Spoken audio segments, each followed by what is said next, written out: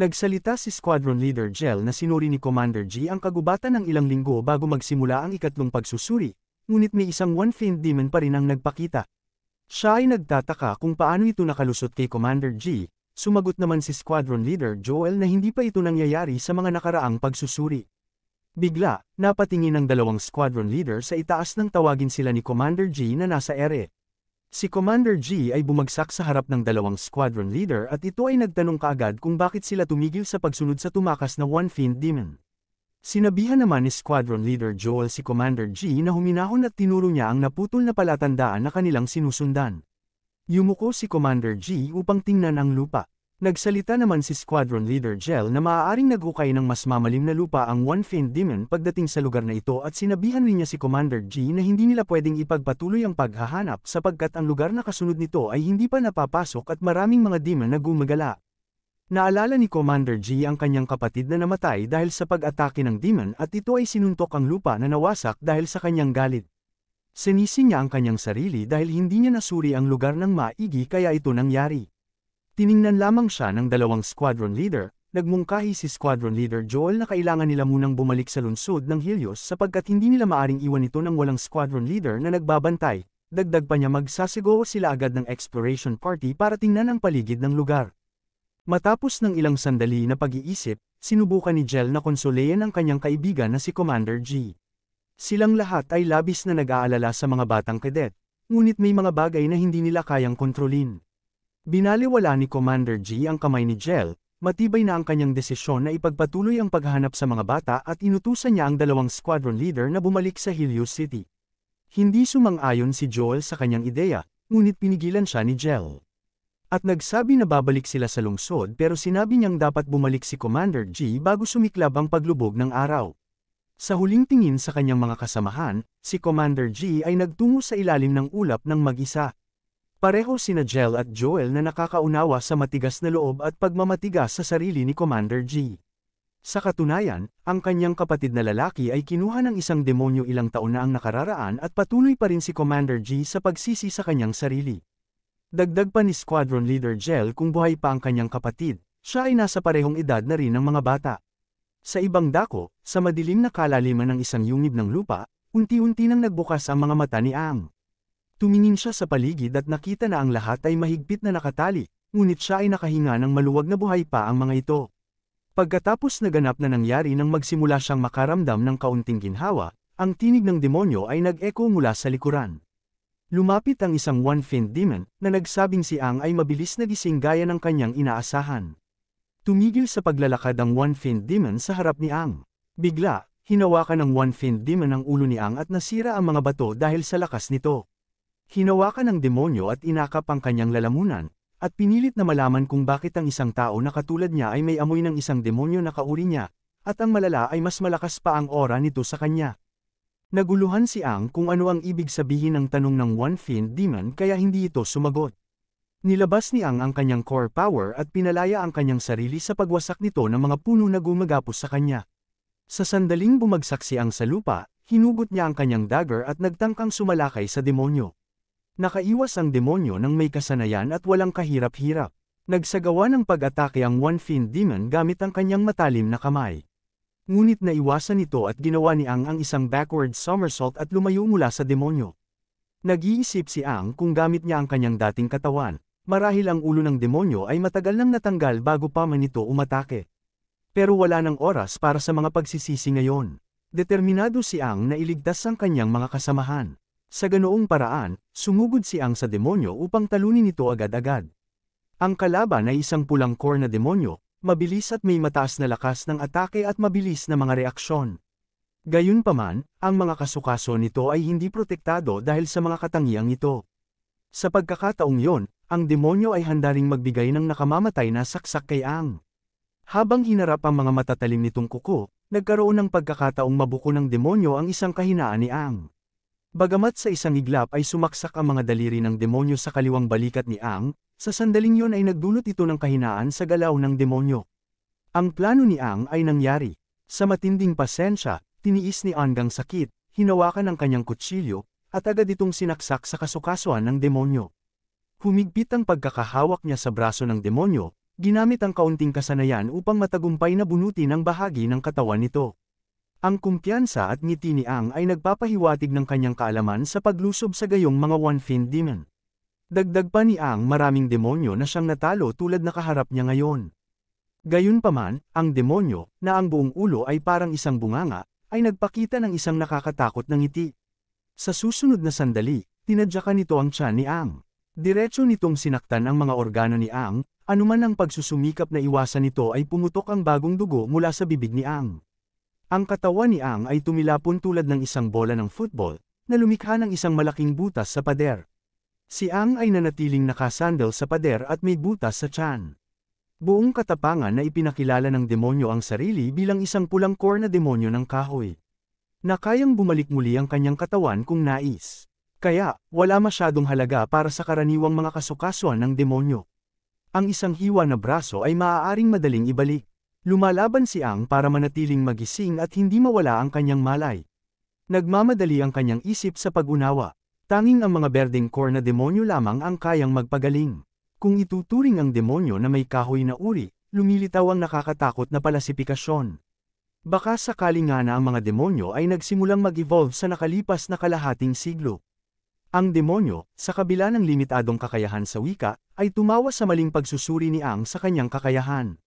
Sa simpleng pagpindot lamang ng kanyang daliri, ang mga halaman na baging ay sumaksak sa katawan ni Ang.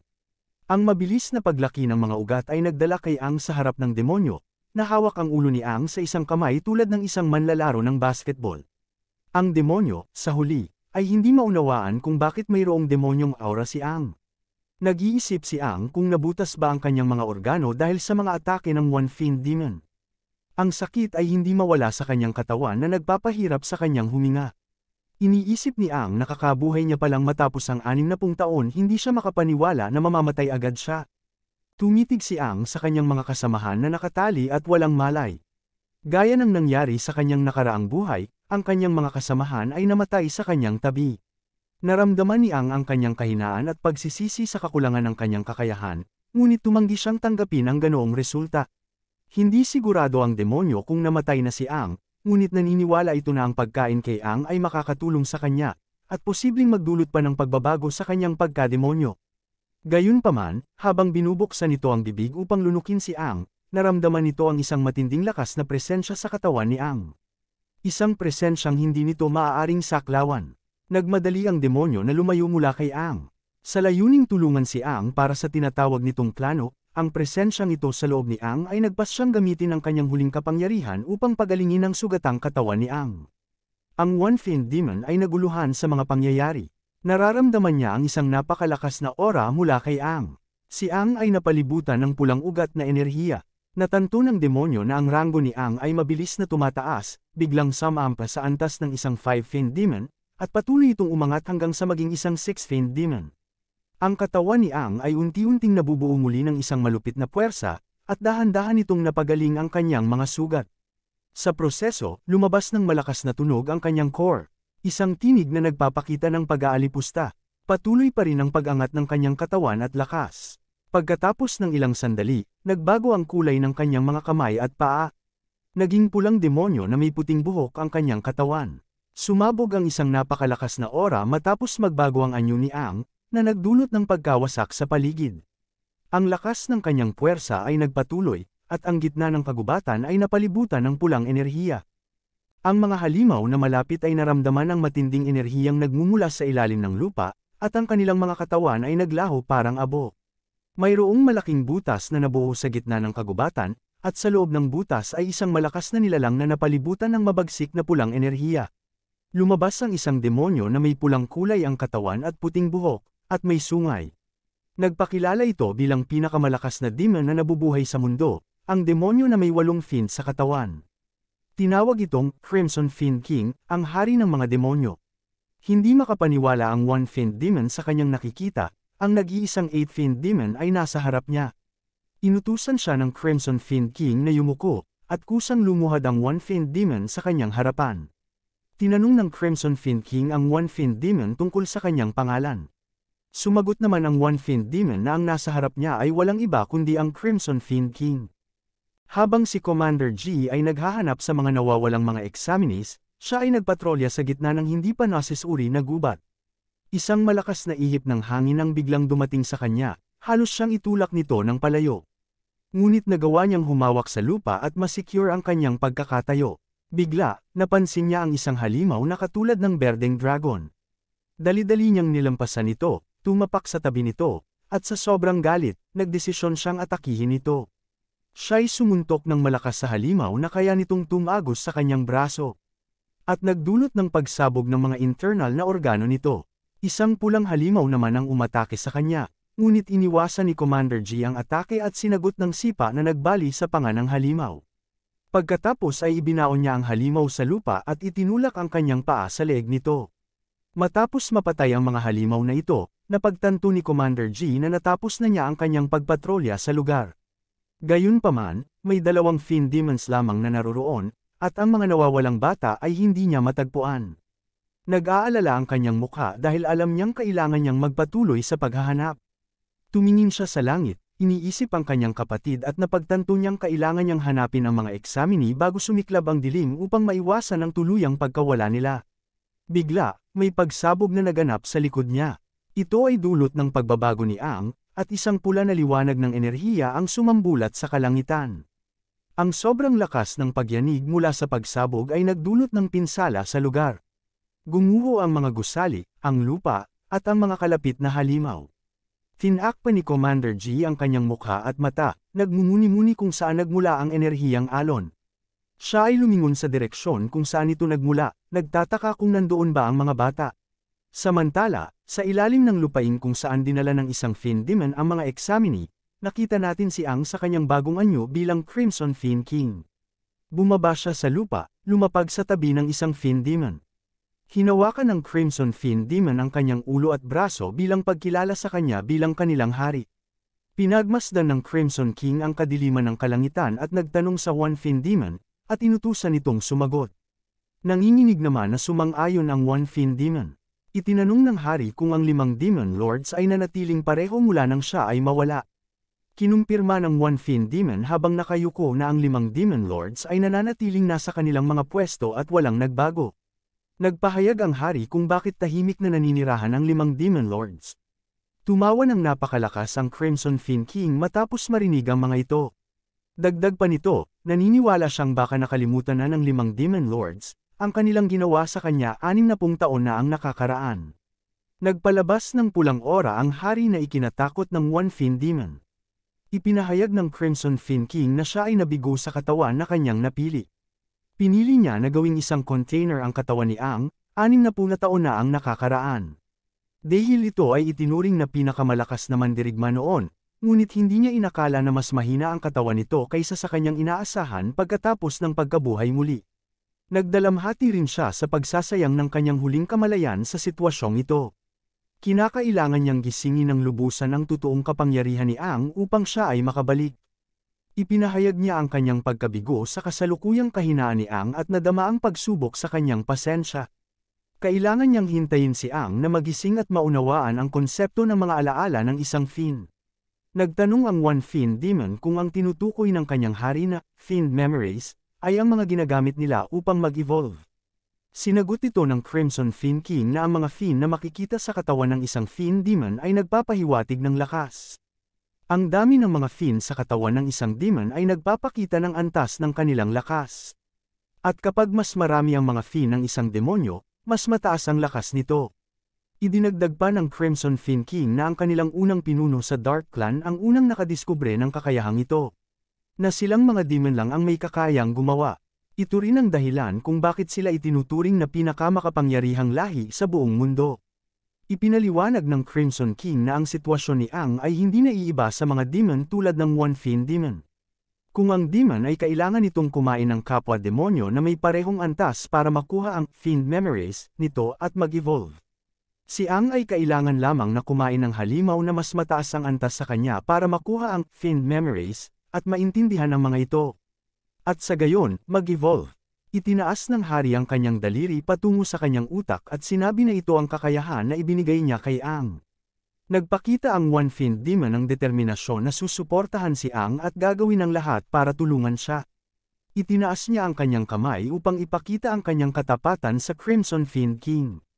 Bigla, isang atake ang inilabas ng hari na pumatay sa katawan ng One Fiend Demon.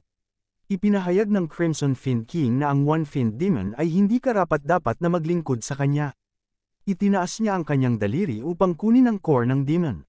Idinagdag pa niya na ang demon ay magiging sakripisyo upang gisingin ang unang Fiend memory ni Aang. Inihayag ng Crimson Fiend King na ito ang unang hakbang na ginawa niya para kay Aang, upang magising ang iniwang lakas niya sa katawan ni Aang. Idinagdag pa niya na sana ay hindi siya mabigo ni Aang at lumakas ito para sa hinaharap. Dahan-daang bumalik ang mukha ni Aang, at nawala ang imahe ng Crimson Fiend King.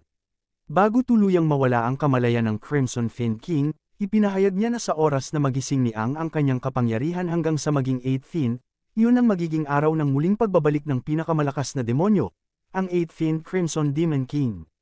Si Aang ay bumagsak sa sahig, at kumislap ang Crimson Crystal sa kanyang dibdib. Ating makikita na ang Fiend Memories ay matagumpay na tinanggap ng katawan ni Aang. Ang kamalayan naman ng Crimson Fiend Demon King ay nagsimulang matulog at ang katawan ni Aang ay hinawakan ng mga itim na kamay. Si Aang ay nagising sa kanyang panaginip habang tinatawag ng isang tao na puno ng sugat at dugo. Inilapit ni Aang ang kanyang kamay at sinasabihan ang mandirigma na hindi ito mamamatay. Hinawakan ng mandirigma ang kamay ni Aang at biglang sinabihan ito na siya ay patay na, dahil kay Aang. Si Aang ay nagising sa kama at ang mukha niya ay puno ng pawis. Hinawakan ni Aang ang kanyang ulo at ngumiti nang mapagtanto niya na isang panaginip lamang ang kanyang nakita. Pumasok si Lan Snow sa kwarto, kasama ang kanyang grupo na tuwang-tuwa sa paggising ni Aang. Yumuko si Suzhou at tiningnan ng mabuti ang mukha ni Aang. Tinanong niya si Aang kung bakit nag-iba ang kulay ng buhok nito, dagdag pa niya kung ito ba ang epekto ng demonic door. Natarante naman si Aang sa mga sinasabi ni Suzhou at hindi alam na nagbago ang kanyang hitsura. Si Aang ay nagpalit ng paksa at tinanong kung maayos lang ang tatlong kadete. Sa kanyang pagkakaalala, dinala sila ng One Fiend Demon sa isang kuweba ng mga demon. Hindi natapos ni Aang ang kanyang sasabihin dahil biglang nagsalita si Commander G mula sa likod ng kurtina, at nagsabi na tila ba may naaalala siyang bagay matapos silang dalhin ng One Fiend Demon. Nang hilahin niya ang kurtina palayo, bumungad ang dalawang pang squadron leader na sina Jel at Joel na nakaupo. Inutusan ni Commander G si Aang na ikwento ang nangyari sa loob ng kuweba. Binati ni Aang si Commander G at tinanong kung bakit sila naruroon.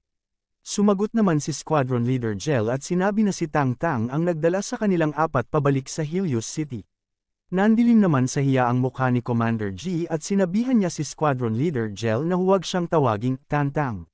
Nagsalita si Squadron Leader Joel na nakita nila si Commander G at ang iba pa sa labas ng kuweba nang walang malay. Hindi rin nila nakita ang One Fiend Demon na nagdala sa kanila sa lugar. Yumuko si Squadron Leader Jel at ibinigay ang isang salamin. Sinabihan niya si Aang na ang tatlo niyang kasamahan ay nagising ng mas maaga, ngunit wala silang maalala kung ano ang nangyari sa loob ng kuweba. Dagdag pa niya na si Aang lamang ang nasa coma at nagbago ang kanyang hitsura. Hindi makapaniwala si Aang sa pagbabagong nakikita niya sa salamin. Nalaman ni Aang na ito pala ang tinutukoy ni Suzhou na nagbago sa kanya. Nagulat si Aang sa mga hindi mapaniwalaing pangyayari na sumunod sa paglipat ng kanyang katawan. Ang kanyang mga alaala sa loob ng kuweba ay may kaunting natitirang bahagi na lamang. Alam niyang siya ay inatake ng malakas at nawala ng malay, at nawala ang lahat ng mga alaala pagkatapos. Sa isang sandali, naisip niyang ibahagi ang mga detalye ng kanyang pagkabuhay muli sa ibang katawan, ngunit agad niyang iniwan ang ideya na iyon. Ang paliwanag niya sa mga kapitan ay malabo ang kanyang mga alaala. Sinasabi lamang niyang pansamantalang nagmulat siya at nakita niyang nasa loob sila ng isang kuweba, ngunit pagkatapos ay nawalan siya ng malay. Bilang tugon sa pahayag niya, namumuo sa isip ni Commander G ang mga talsik ng dugo na kanyang natagpuan sa loob ng kuweba, kaya naguluhan siya sa pinagmulan nito. Samantala, si Captain Joel na kasalukuyang nakaupo sa silya ay lumapit kay Aang. At tinanong siya kung talaga bang Aang ang pangalan niya. Napansin niya na ang ating bayani ay may parehong pangalan ng makasaysayang mandirigma na si Aang. Base sa kanyang resulta sa iba't ibang pagsusulit, nararamdaman ni Joel na bagamat mahina ang pundasyon ni Aang, sobrang kalmado at mahinahon ito kapag nakikipaglaban sa mga demonyo.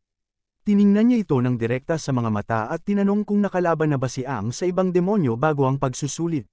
Si Aang ay biglang umiwas sa usapin, sabay sabing interesado lang siya sa pakikipaglaban at ginagamit niya ang mga detalye para pag-aralan ang iba't ibang uri ng mga demonyo para sa kanilang mga kahinaan. Napansin ni Leader Gel na si Ang ay ang uri na gusto ang teorya at hiningi kay Tang Tang na i-develop ang isang mandirigma tulad ni Ang.